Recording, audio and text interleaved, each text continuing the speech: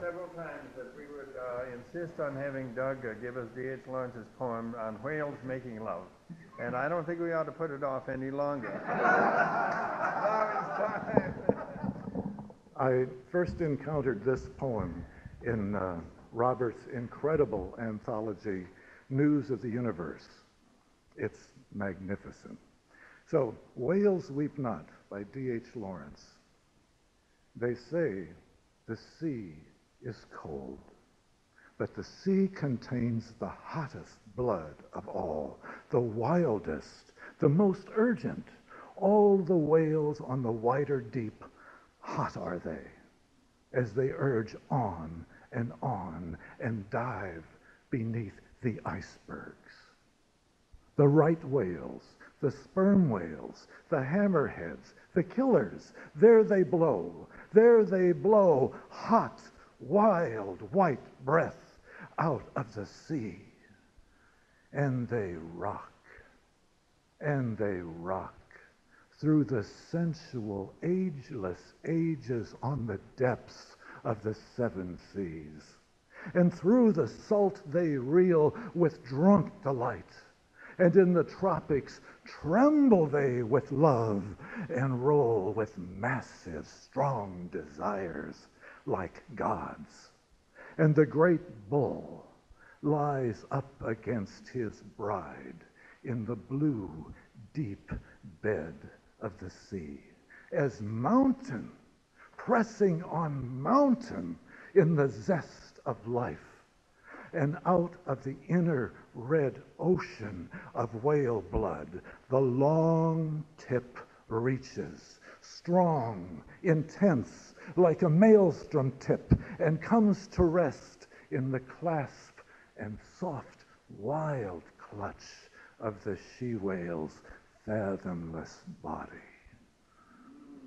And across the bridge of the whale's strong thales, linking the wonder of whales, burning archangels under the sea keep passing back and forth, archangels of bliss, from him to her, from her to him, great cherubim that wait on whales in the ocean, suspended in the waves of the sea, great heaven of whales in the water.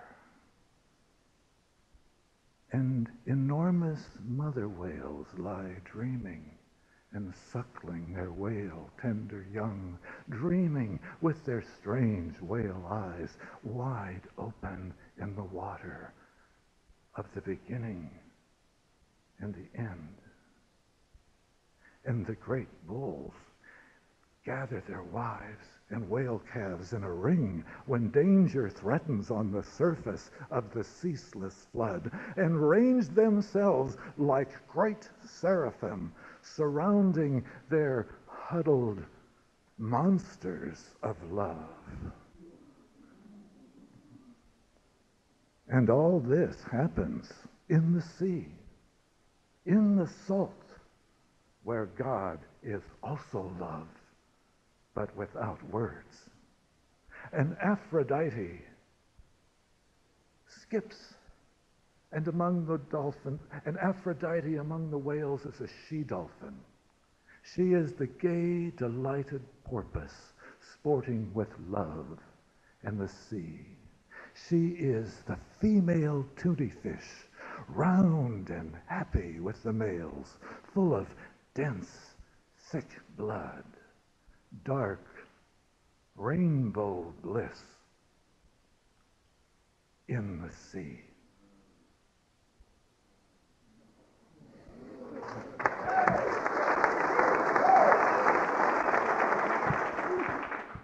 I love the single deer path, winding into the wet, tangly night woods,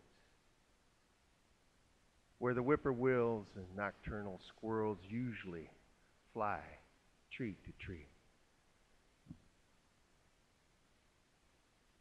Water drips from leaf to leaf, and the humus grows moist, still, and womanly.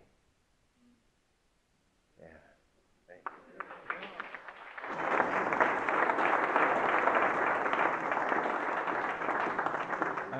get this poem out before Robert throws one at me I don't have memorized. And this is called Keeping the Star. Keep this star for when you lose the world, when grief and desire become a blurred door that floats away across a plain room without books or kisses. Look to what grows dark beyond the walls, that in night which holds the blue sky in its black embrace. It's all spun around a necessary star, star of prisons. Keep it. It has the power to burst from dull thoughts, breathe in airless colors, and roll back the filth of our neglect. Let it pour through the chimney hole, patched with tin. Unloved objects, balls of hair, spurned by the brush, empty jars, faces in clippings. All the children of failure will step forward in its blinding wind, sons and daughters of that before which there is no trivial being.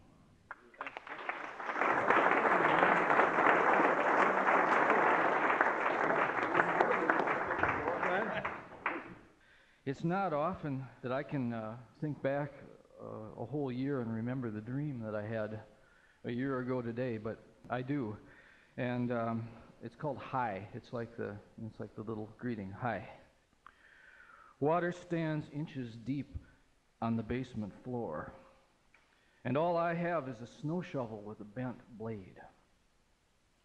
I'm shoveling water, angry, futility wrapped around me like wet laundry from my mother's old wringer washer. Suddenly, someone pokes me mid-back. I turn, startled to see my father, smiling though he's been dead for 7 years. Hi, he says, the only speech in the dream, but enough to fully evoke his boyishness, the shyness with which a friendly 8-year-old might approach a stranger, anticipating friendliness in return. Hi. It's much larger than a 2-letter word, the way he speaks it. It's a whole attitude toward life.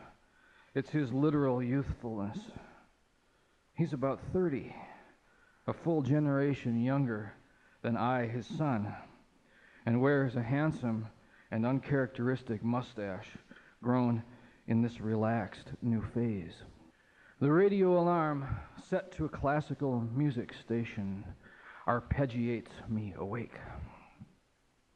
The whole time I'm showering, eating breakfast, shaving for work, I carry my father inwardly until the newscaster's voice crashes his fading grin, a fiery door between the worlds through which thousands of terrified souls are leaving.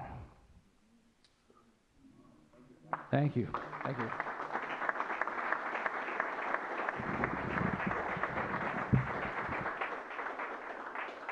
Go back a moment to Thomas's poem. When the father says hi, does that mean that some beings who know about death say, well, hi? It's a welcoming, but also it's a thing like, you never pay much attention to any of this. But since I'm dead, I know a lot about it. And I got some news for you coming up later this morning. Is that the way you understand that? Yeah. I kind of shoved the dream way in the background as I went into the day, and I only came back to it later, and I thought, well, wait a minute, there's more here than meets the eye. And I've had to unfold it for myself because I don't understand it either. But what you say feels right to me. And it would seem as if we keep pushing death away, by putting it in caskets and having fake guys talk about it.